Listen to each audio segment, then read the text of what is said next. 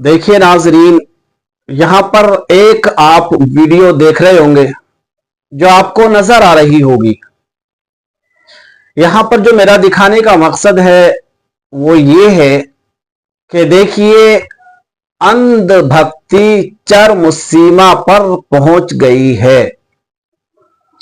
अब आप कहेंगे भाई आप किसी को टारगेट क्यों कर रहे हो, जो जो कर रहा है उसको करने दीजिए, आपको इससे क्या मतलब है। लेकिन मेरे दोस्तों, यहां पर मुझे जो बताने का मकसद है वो सिर्फ इतना है कि ये इंसान है और अल्लाह तबारक व तआला ने इस इंसान को अशरफुल मखलूकात बनाया था। यानी इस इंसान को सबसे बेहतर बनाने वाले ने बनाया, सबसे बेहतर मखलूक, और इसके सर पर अशरफुल मखलूकात होने का ताज इसके सर पर रखा। यानी ये जो इंसान है इसको अल्लाह तबारक व तआला ने सबसे अशरफ बनाया, सबसे बेहतर बनाया। यानी सारी मखलूक में जितनी भी अल्लाह पाक ने तख्लीक की है और सारी मखलूक के अंदर सबसे अच्छा और सबसे बेहतर अगर किसी को बनाया है तो वो है हजरत इंसान। और इस हजरत इंसान की कैफियत ऐसी हो चुकी है कि वीडियो आपके सामने है, आप देखिए। अरे इतने सारे जराए होने के बाद, इतना साइंस तरक्की करने के बाद, इतने डॉक्टर्स वगैरह होने के बाद, फिर भी कहीं ना कहीं दिमाग में ये घूमता रहता है कि हम पाखंडवाद पर ज्यादा विश्वास रखें तो हमारे मामले सुधर सकते हैं। देखिए, यहां पर आप वीडियो के अंदर देख रहे होंगे कि इतना मोटा डंडा है, अगर ये डंडा धोखे से किसी के लग गया ना तो उस इंसान की रीढ़ की हड्डी दो बार हो जाएगी, टूट जाएगी। कितना मजबूत और कितना शानदार ये सोटा बनाया है। हमारे यहां तो इसको एक मूंगरी का नाम देंगे, जिसे मूंगरी होती है ना, वो कपड़ा कूट के धोने वाली मूंगरी, ऐसा कहीं तो भेजा ना होगा। यानी इसको देखिए आप, एक वजनी चीज है, वजनी डंडा है, और उसको एक अजीब कैफियत, एक डरावनी कैफियत, और लोग मरीजों को उठा उठा कर ला रहे हैं, पकड़ पकड़ कर ला रहे हैं। और कुछ मरीज हैं वो खुद भी आकर के लेट रहे हैं। बाबा जी का हाथ, बाबा जी का घूंसा या बाबा जी का थप्पड़ कमर पे लग जा, बस इसी को बरकत समझ लेते हैं और इसी से ठीक हो जाएंगे। क्या है ये है नंबर एक की मूर्खता। इसे कहेंगे पाखंडवाद, इसे कहेंगे अंधभक्ति। आपकी पीठ पर अगर एक घूंसा मार दिया, उस घूंसे की इतनी बड़ी बरकत समझ रहे हैं आप कि बार बार खुद भी जाकर लेट रहे हैं और दो लोग, चार लोग आपको पकड़ पकड़ कर बाबा की बारगाह में लेटा रहे हैं और बाबा से बरकतन घूंसा खा रहे हैं। आप देखिए, मुझे तो ये देखकर हंसी भी आ रही थी और मैं सोच रहा था यार कैसी कैसी मेंटेलिटी के लोग दुनिया में जिंदगी जी रहे हैं, कैसी कैसी सोच के लोग दुनिया में हैं। देखिए आप, यानी अभी चंद रोज पहले एक इतना बड़ा हादसा हुआ है, इतना बड़ा मामला हुआ है। एक इंसान को सुनने के लिए, एक इंसान को देखने के लिए, एक आम इंसान एक बाबा इंसान को देखने के लिए हाथरस गया, सत्संग में गया। चलें, अच्छी बात है, आपके धर्म के लिहाज से आपको शोभा देता है, अच्छी बात है। लेकिन जब पब्लिक ज्यादा हो तो कम से कम इंतजामात भी तो ऐसी होने चाहिए।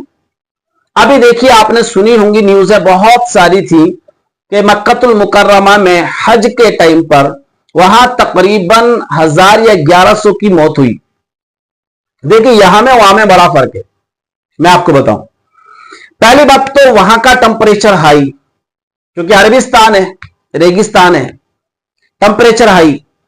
फिर 30-40 लाख 50 लाख का मजमा, और वो सारे काम जो होते हैं वो शहर के अंदर होते हैं। एक अरफात का मैदान है जो गांव से थोड़ा बाहर है, वरना सारे के सारे काम शहर के अंदर होते हैं, जिससे गलियों में रश ज्यादा होता है, भीड़ भाड़ ज्यादा होती है।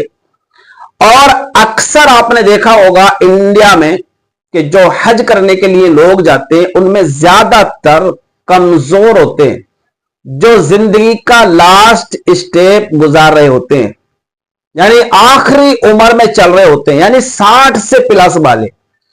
अब 60 से प्लस वाले लोगों को तुम इतनी भीड़ की जगह, इतना टेम्परेचर हाई में भेजोगे, और वहां पर खाली सुनना नहीं है कि साहब बैठ गए चलो जाके और बैठ के वहां तुम सुन लिए हो गया, जैसे सत्संग खाली सुन लिए हो गया, वहां सुनना नहीं है। वहां हर हर अरकान को अदा करना है। अरकान कैसे होते हैं मालूम है आपको? एक पहाड़ी से दूसरी पहाड़ी पर दौड़ना है, चलना नहीं है। शैतानों को कंकरियां मारना है। उम्रा करते वक्त कम से कम 7 किलोमीटर चलना पड़ता है एक हाजी को।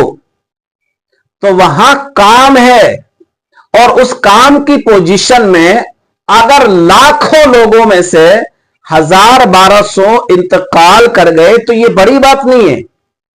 लेकिन ऐसी जगह जो अभी पीछे आपने सुना कि सत्संग हो रहा है, खाली भीड़ बैठी है सुनने के लिए, और सुनने के बाद भगदड़ मची और इतना बड़ा ये कांड हो गया जिसमें तकरीबन 122 लोगों की मौत हो गई।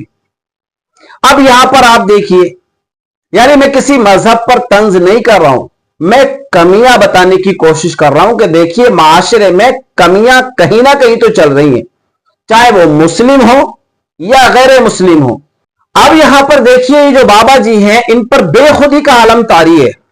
ऐसा लग रहा है कि ये जुंग में है, ये नशे में है, यानी इनकी कैफियत जिस्मानी बता रही है कि ये बाबा जी आपे से बाहर हैं। और ऐसी पोजीशन में देखिए लोग इनके सामने लाला करके लोगों को डाल रहे हैं और हर एक को बाबा जी को मारना है। अरे खुदा ना खास्ता यार किसी के उल्टा सीधा लग गया, यहां फेफड़े होते हैं, फेफड़ों पे असर पहुंच गया, किसी का दिल फट गया, मामूली नहीं लग रहा है, अच्छा जोर से बाबा जी मार रहे हैं। अब आप सोचिए क्या होगा आपका। तो इतनी भी अंधभक्ति ना होनी चाहिए कि हमारा बाबा हमसे प्यार करते हैं, जिसे मोहब्बत करते हैं, जिससे हम मोहब्बत भरी इज्जत देते हैं, वो हमारे साथ कैसा बर्ताव कर रहा है, कम से कम ये तो हमें देखना चाहिए। लेकिन इसी को बोलते हैं अंधभक्ति। जब भक्ति में आदमी गुम हो जाता है ना, तो अच्छा बुरा सोचने की, देखने की सलाहियत उसकी खत्म कर दी जाती है, और बस वो एक ही उसको नजर आती है और वो होती है अच्छाई। तो यहां पर इन जो अकीदतमंद बैठे हुए हैं, ये जो इनके शिष्य बैठे हुए हैं, इनको सिर्फ इनकी ये अदा पसंद आ रही है जिसकी बुनियाद पर ये इनसे घूसे पे घूसा खा रहे हैं, चपाटे पे चपाटा खा रहे हैं, और इनको मजा आ रहा है, और ये तबर्रुक समझकर अपने जिस्म पर, अपनी बॉडी पर इसको लगवा रहे हैं। बहरहाल किसी पर तंज करना मेरा मकसद नहीं है, मेरा मकसद है लोगों की आंखें खोलना, कि आप अपनी आंखें खोलिए, पहचानिए ईश्वर को, पहचानिए आप अल्लाह को, पहचानिए आप अपने आप को कि अल्लाह ने तुम्हें सबसे बेहतर बनाया, और तुम कहां इंसान के कदमों में जाकर के अपनी जिंदगी को कुर्बान कर रहे हो। अल्लाह तबारक व तआला ने तुम्हें सबसे बेहतर इंसान बनाया, और ये इंसान लोगों के चरणों में, लोगों के लातों में, लोगों के पैरों में पड़ा हुआ नजर आ रहा है।